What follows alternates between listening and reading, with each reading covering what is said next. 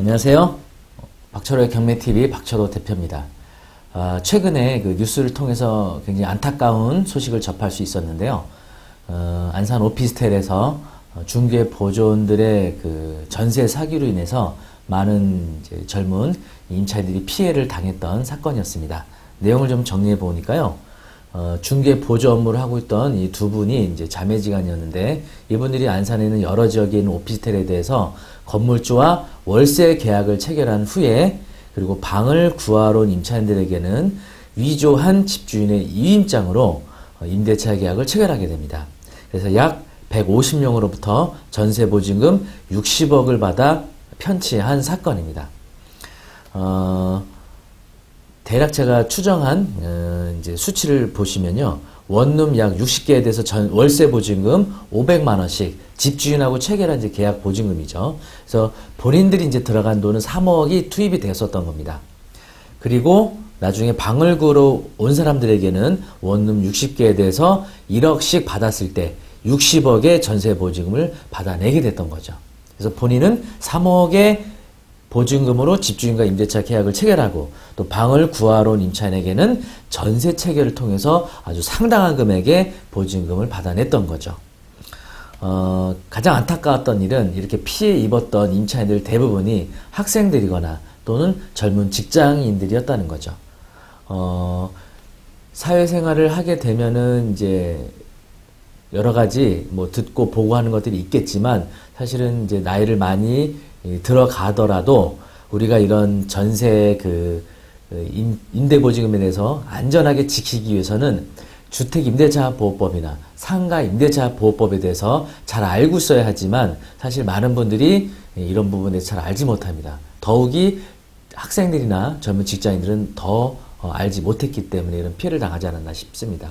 현재는 건물주를 상대로 전세보증금 반환 소송을 진행하고 있는 거로 알고 있는데, 사실은 건물주도 어떻게 보면은 이제 그 중개보조원, 중개한 그 사람을 통해서 어떤 피해를 좀 봤다고 했을 수도 있는 거죠.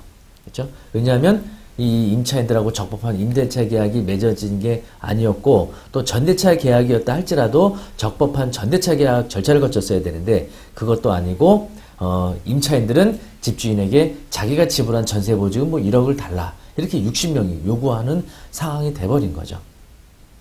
뭐 이게 판결이 나와 봐야겠지만, 제가 개인적으로 봤을 때는 건물주를 상대로 전세보증금 소송을 해서 승소해서 보증금을 받아낸다는 것은 매우 어려울 것으로 보여집니다. 그리고 이런 피해를 입힌 그 사기를 이제 행각을 한 이 중개 보조원들을 통해서 또 보증을 회수하는 일도 매우 어렵습니다. 현재 구속되어 있는 상태인데 재산을 조사하고 있는데 지금 재산이 없는 거로 아직까지는 확인이 된 상태라 굉장히 안타까운 일이지 아닐 수 없습니다. 그런데 이렇게 중개 거래를 통한 중개를 했는데 거래 사고가 발생했을 때 이에 대비한 바로 구제책이 있습니다. 바로 공제금 청구라는 절차가 있거든요. 이거는 중개업소의 거래 사고 시 보상받는 공제보험인데, 여러분 아마 중개업소에 가시면 이렇게 현관에 입구에 공제보험, 뭐 손해배상, 1억 보상 이렇게 써있는 이제 문구들 많이 보셨을 텐데요. 이 공제보험이라는 거는 공제보험 약관에 따라 지급이 되는 거지, 내가 손해를 1억 원이 났다고 해서 무작정 1억이 이렇게 나오는 건 아닙니다. 그래서 공제보험에 대해서 잠깐 설명을 드리도록 하면요, 아마 이런 여러분들이 뭐 매매계약이나 중개계약이나 공인중개업소를 통해서 거래를 하시게 되면 이런 공제증서를 받으셨을 겁니다. 그래서 뭐 공제번호, 또 공인중개사의 이름이나 이제 인적사항, 그리고 여기서 제일 중요한 거 공제금액입니다. 1억 원의 공제보험들을 보통 가입을 하게 되고요. 또 공제기간이라고 해서 1년 동안의 기간을 정하게 되죠. 보통 이제 공인중개사분들이요, 1년의 유효기간이 종료하게 되면 종료되기 전에 자동차 보험처럼 갱신을 통해서 계속 이어가게 되는 거죠. 자, 공제약관의 제4조 공제책임의 기간을 보시면, 공제책임은 공제기간이 시작되는 날 0시부터 공제기간 마지막 날 24시에 종료됩니다. 다시 말하면 공인중개사가 공인중개사협회에 공제보험을 가입한 날 0시부터 종료되는 마지막 24시까지 해당이 된다는 얘기입니다. 자, 8조 공제의 손해배상 책임 한도 및 범위를 보시면요, 협회와 공제 가입자 간 계약에 따라 공제 가입자가 가입한 공제 기간 중, 다시 말하면 가입한 공제 기간 1년 동안에 발생한 모든 중개 사고로 인해 손해본 중개인들의 의뢰 수 또는 계약 건수나 손해액에 관계없이 손해를 입은 각 중개 의뢰인들이 협회로부터 보상받을 수 있는 손해배상액의 총합계액은 공제증서에 기재된 공제가입액 한도 내에서 배상 책임이다. 다시 말하면 공제가입금액 한도, 아까 1억이라고 보셨죠? 대부분 중개업소들이 1억 원의 공제 한도를 갖거든요. 그래서 손해를 입은 중개 의뢰인 10명이든 50명이든 100명이든 상관이 없다는 얘기입니다. 그 가입된 그 기간 내에 1억 원 한도까지 배상을 해준다는 얘기입니다. 자, 그리고 2항에 보시면 협회가 보상하는 손해의 범위는 공제에 가입한 회원이 중개 행위를 함에 있어서 거래 당사자에게 재산상의 손해를 발생하게 한 금액 중 공제 가입자의 과실 비율에 해당하는 금액으로 한다고 규정하고 있습니다. 과실 비율. 다시 말하면 그 거래 중개 의뢰인이, 임차인이 1억 원의 손해가 발생했죠. 그러면 이 1억 원에 대해서 모두 보상해 주는 거냐? 아니란 얘기입니다. 공인중개사의 과실 비율을 바로 결정하게 되는 거죠. 그래서 이제 이로 인한 이제 공제금 청구 소송이 많은 사례들이 있었는데요.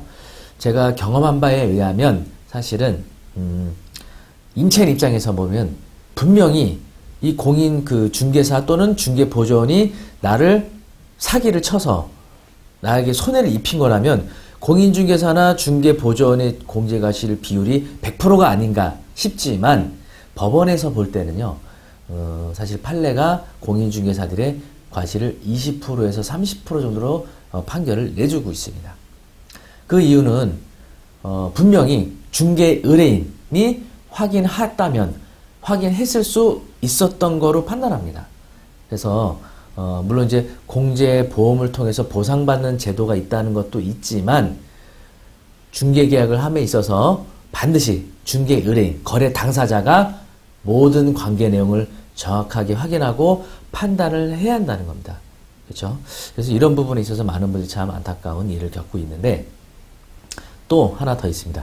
협회는 공제 가입자가 가입한 해당 증서의 공제 기간 중 중개 행위의 시점인 계약일자가 포함되어 있는 중개사고에 한하여 배상 책임이 있다. 다시 말하면 아까 말씀드렸던 공제 기간 내에 계약자들의 손해액의 합이 1억 원 이하여야 한다는 얘기입니다. 한 해 동안에 이 60명의 모든 계약이 이루어졌다면 공제보험 청구를 통해서 받아낸다 하더라도 다른 손해 입은 사람들의 합이 1억을 초과하게 되면 아마 과실 비율에 따른 안분으로 배당을 받게 된다면 내가 손해액 1억 중 3천만 원의 보상 판결을 받았는데 3천을 또 다 못 받을 수도 있다는 얘기입니다. 그 한 해 계약자가 너무 많았다면. 네. 그리고 19조 공제금의 청구와 지급, 중개 의뢰인이 손해배상금으로 공제금 지급받고자 하는 경우 중개 의뢰인과 공인중개사 간의 공증 및 인증된 손해배상 합의서, 화해조서 또는 확정된 법원의 판결문 사본, 그 밖에 이에 준하는 효력이 있는 서류 및 협회가 요구하는 서류 첨부에 손해배상 지급을 청구할 수 있습니다. 그렇죠? 그래서 과실 비율을 따져야 되는데 공인중개사와 의뢰한 임차인 간에 서로 협의를 통해서 과실 비율을 따져야 되는데 공인중개사 쪽에서는 과실 비율을 중개 의뢰인을 많이 잡을 거고요. 중개 의뢰인은 또 공인중개사 과실 비율을 많이 잡겠죠. 협의로 한다는 것은 매우 어렵습니다. 그렇죠? 이렇게 서로 간의 합의를 통해 결국은 법원을 통해서 공제금 청구 소송을 해야만 한다는 얘기입니다. 그래서 법원의 판결을 받아서 이거를 공인중개사협회에 제출하게 되면 공인중개사협회에서는 법원에서 판결해준 그 손해액 중 과실 비율 1억 원의 손해가 났다 하더라도 법원에서 판결해준 과실 비율이 30%다. 그러면 3천만 원에 대해서만 공제금 보상을 해주되 그 공제 가입 기간 동안에 다른 또 피해자가 있었다면 그 피해액의 합이 1억을 넘어서는 보상이 안 된다는 것입니다. 그리고 19조 2항에 보시면 협회는 청구된 서류 내용의 진위를 검토하고 보상심의위원회의 심의를 거쳐 공제가입 금액 한도 내에서 공제가입자의 과실 비율에 해당하는 금액을 공제금으로 지급한다라고 또 돼 있죠. 그리고 21조 또 소멸시효라는 게 있습니다. 공제금의 지급 청구권은 공제사고 발생일로부터 2년 이내 행사하지 아니하면 소멸시효가 완성된다라고 되어 있습니다. 그래서 본인이 이런 공제사고가 중개사고가 발생했을 때 빨리 공제금 청구를 해야 됩니다. 다시 말하면 법원에 공제금 청구 소송을 통해서 판결을 받아서 협회에 청구를 해야만 되지, 이게 너무 오랜 세월이 지나게 되면, 그렇죠? 또 소멸시효 완성으로 보상받지 못하게 됩니다. 여기 공제사고 발생 일로부터 2년이라고 되어 있는데 이게 명확하지 않은 경우에는 이게 그 공제사고를 안 날로부터 2년이 됩니다. 그래서 임차인들은 이런 일에 대해서 빨리빨리 대처를 해야겠죠. 자, 다음에는 전세를 사기 당하지 않는 또 다른 방법에 대해서 알아보도록 하겠습니다. 네이버 박철호의 경매 아카데미 유튜브 박철호의 경매TV 많은 청취 바랍니다. 감사합니다.